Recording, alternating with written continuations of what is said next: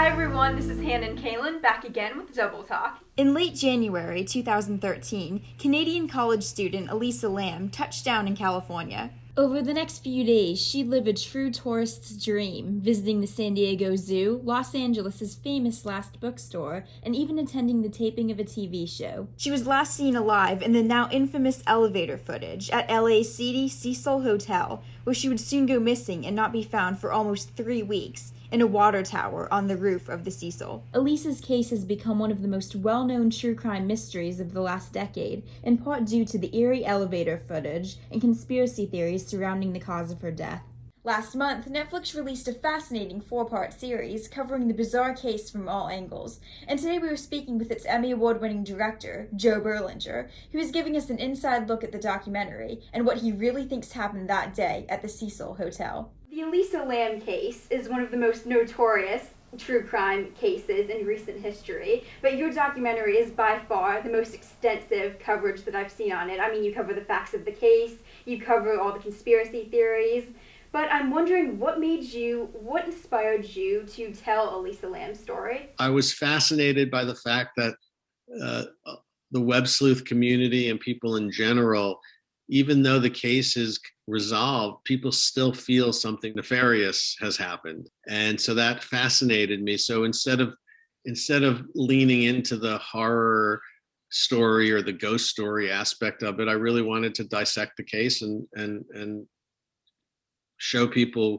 the dangers of jumping to circumstantial evidence and just believing something because things seem coincidental and weird, and also I feel like, to dismiss the tragedy of what happened to her as just a spooky ghost story is kind of disrespectful to the victim. It's disrespectful to her to just, believe that, oh, she was demonically possessed or the hotel is inherently evil. That's why she disappeared. She had a real mental health crisis, and there are real reasons why she had this, tragic accident. Now, did your personal belief or opinion on what happened and the cause of her death change at all from the beginning of your research process to the completion of the film?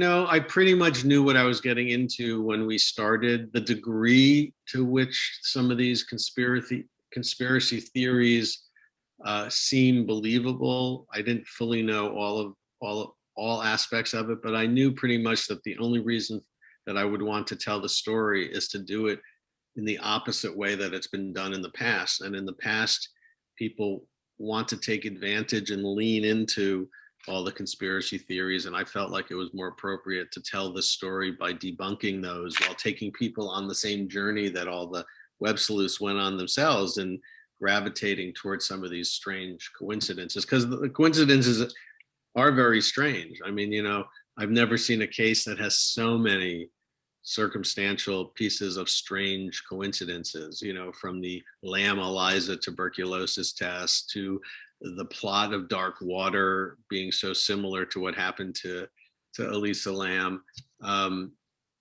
So I kind of knew where it was headed, but we certainly uncovered some new and interesting stuff. And then the other thing that I certainly didn't know about, and I think is something I'm proud of with the show, a lot of people who haven't spoken before, we convinced them to be part of the show. So, Tim Marcia, one of the detectives on the case, the LAPD has never cooperated before. Pablo Vergara, Morbid, the death metal musician, convincing him to participate was important to show the dangers of cyberbullying, and the dark side of kind of, what happens when people jump to conclusions just based on coincidences and circumstantial evidence. Amy Price, the hotel manager, hadn't participated before, so we wanted her to put on kind of a human face of what she went through. And it's interesting because we watch a lot of crime documentaries, and a lot of times at the end of the documentary series, especially ones where they present all the different conspiracy theories from the web sleuths and the armchair detectives, a lot of times they end with a feeling of mystery, like we may never know. But this one is different because you have several experts, including a retired LAPD homicide detective, saying there is no conspiracy. It was a result of her bipolar 1 disorder, and it was a tragic accident, and that's really the conclusion. The film kind of really resolves in that way. Do you think that there's any room for, do you think that the facts of the case presented in the documentary leaves any room for debate, or do you think that it's pretty, most people would agree that that is actually what happened and it is just a tragic accident? It's a great question. In my mind, the whole design of the show and the whole reason to do the show is to show people just how believable certain conspiracy theories are and certain coincidences are. And that's so dangerous to believe in if there's no corroborating evidence. Because by the end of the show, to me, it's a clear debunking of all of everything you've seen before, and that there's a legitimate conclusion to the story.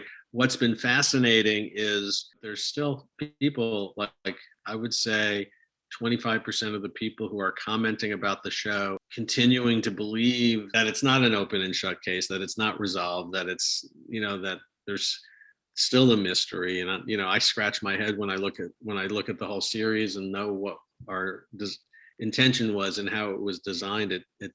I find it mind-boggling that people still think the same show that I made is telling them that it's unresolved, because to me it's pretty clear it is resolved, and I think the show asserts that it's resolved.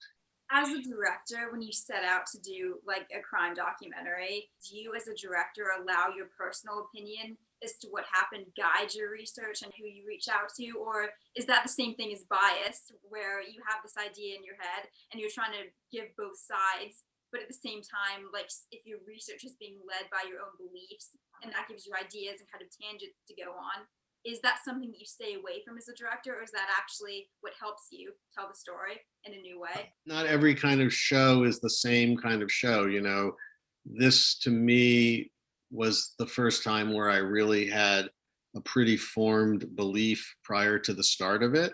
But still, you have to remain open. You certainly cannot let your bias guide you, because then it's the same thing that I do a lot of wrongful conviction stories. People have been wrongfully convicted in the criminal justice system, and one of the biggest markers of wrongful conviction is when a prosecutor gets tunnel vision and has confirmation bias and looks for evidence to substantiate his bias that somebody may be guilty, and that's the thing that leads to wrongful conviction the most. So similarly, when I make a film, you have to remain open to the possibility that your prejudged ideas could be completely wrong. And to me, the biggest example of that is Paradise Lost. We started making that film about 3 teenagers who we thought were definitely guilty of these horrible devil worshiping murders, because all the local media in Arkansas was saying that they were guilty. The investigator, the chief of police, and the prosecutor, everyone on the case was saying on a scale, this is, they were arrested, and we started making the film a week after the arrests and about 7 months before the trials began. And everyone down there was saying on a scale of 1 to 10, the case is like an 11. It's like the open and shut. There's a confession, there's evidence.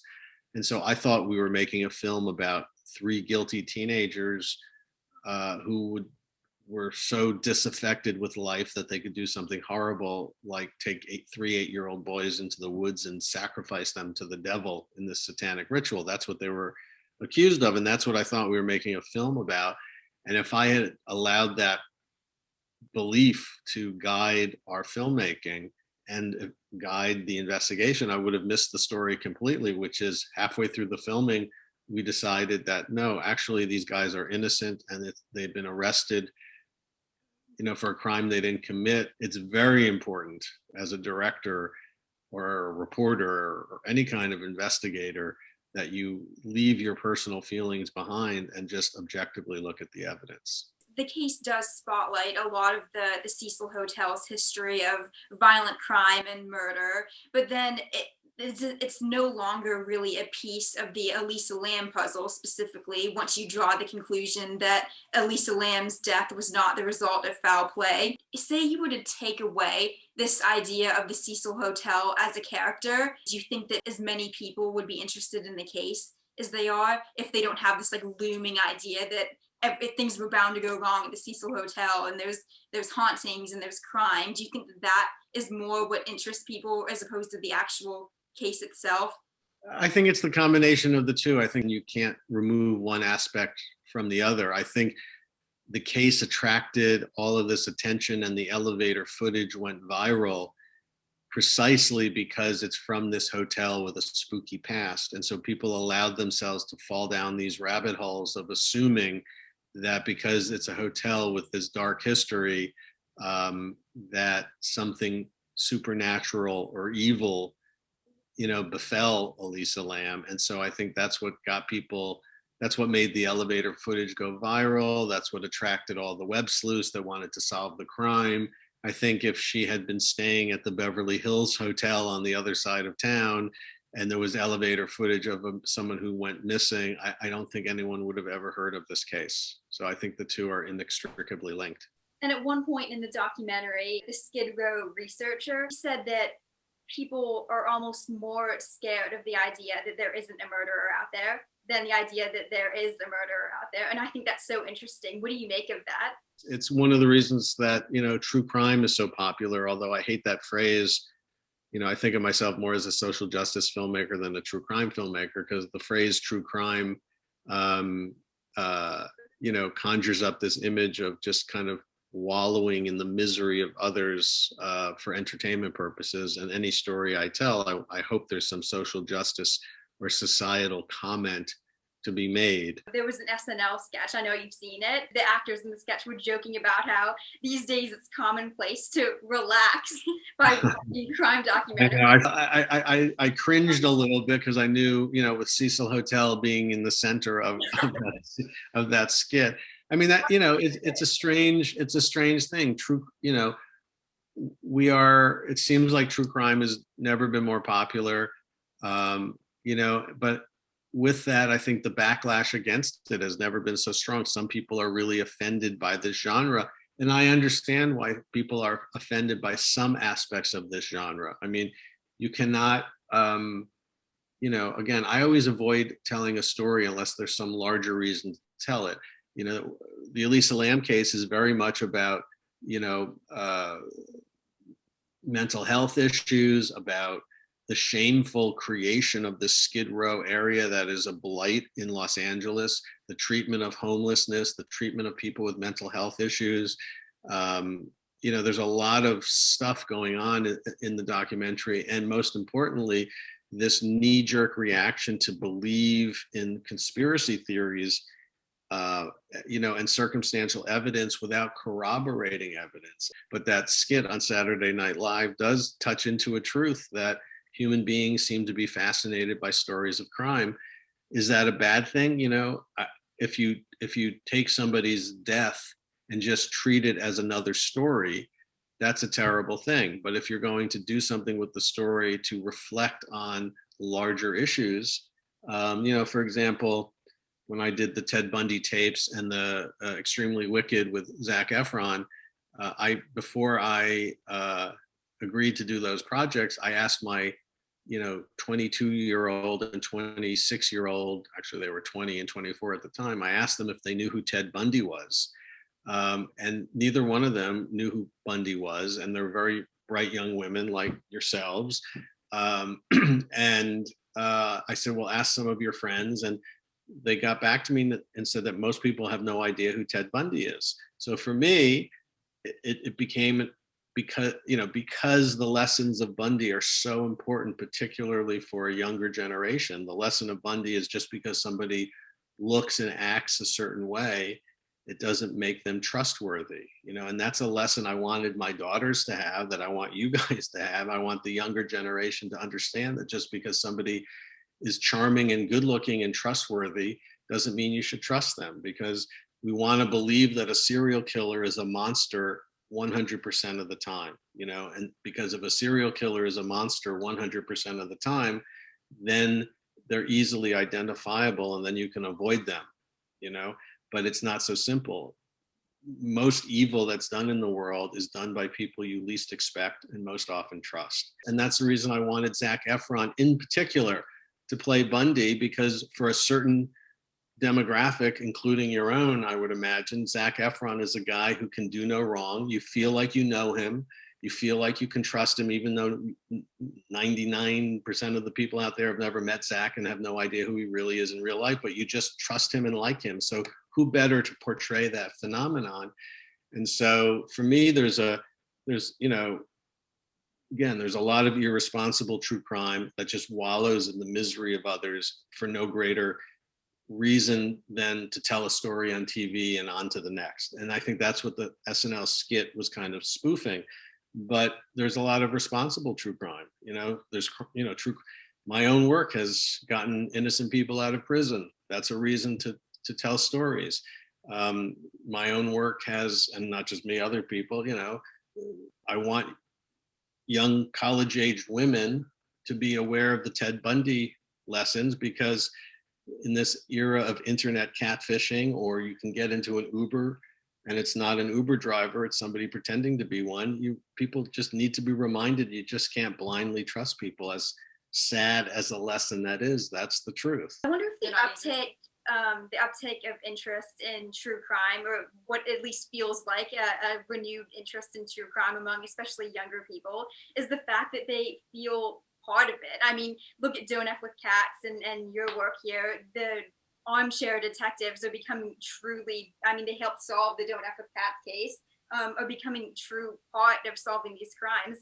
In the past, you'd watch crime documentaries and it would just be detectives and, medical coroners and things like that, and DNA. I mean, true crime is very, it seems like it's never been more popular, but on the other hand, I think as a genre, it's always been popular because it's part of who we are. Some people don't want to look, but it's part of who we are as human beings. Some people do terrible things, and that's part of the human condition.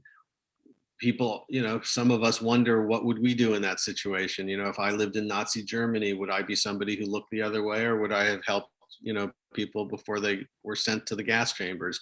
Would I be the type of guy, if I had a chance to rob a bank and I could get away with it, would I do that? I mean, people have these thoughts. It's part of the human condition. I also think you hit the nail on the head. People feel like they can have an impact on cases, and increasingly these films and the people who get involved in them, or the people, or the armchair detectives, have had a positive impact on cases. In the Elisa Lam case, I think the armchair detectives had a negative impact on the case, but but that doesn't mean people should stop, internet sleuthing, but they should stop jumping to conclusions without strong corroborating evidence, But I mean, true crime is as old as, in the 19th century, they used to sell tickets to public hangings. People couldn't wait to get a ticket to see somebody be hung, and they would sell souvenir booklets. I mean, obviously they don't do that anymore, but people have a fascination with the genre, and I think it needs to be done responsibly. But